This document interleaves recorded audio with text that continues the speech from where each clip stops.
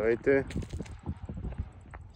От фирма Auto Beat Канада. Днес ви представяме една от последните ни докарани коли. Всъщност тя пристигна днес. Колата е BMW X3 2020 година. Стандартното за канадския пазар изпълнение 3.0 30i по-точно, който е 2 литра бензин, 4x4.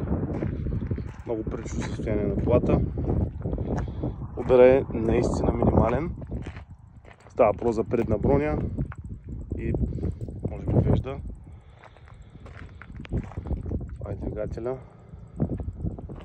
Вътре колата е като нова. Бих казал, доста запазена. Интересното е при канадските коли, че километрите наистина са минимални, но най-интересното в случая за тази кола се крие в багажника й.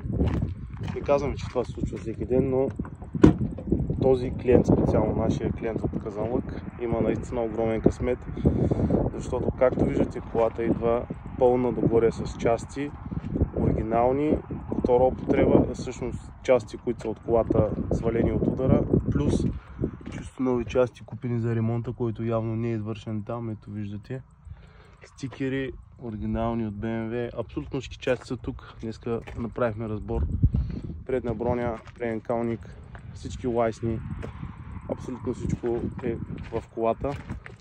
Нашия клиент е много доволен и щастлив, защото беше предвидил бюджет за ремонт, за закупване на части по-точно, но в случая части няма да се купуват. Всичко е с колата, всичко е налично. Колата е все още с оригиналните си гуми, с които излиза, оригинални пирели с спирачни апарати, бодисани в син цвят, логирани от М. Общо взето доста добро попълнение, най-вече заради бонуса с частите. Това от нас, ако искате и вие да се здобоите такъв автомобил, търсете ни, на разположение сме за вас.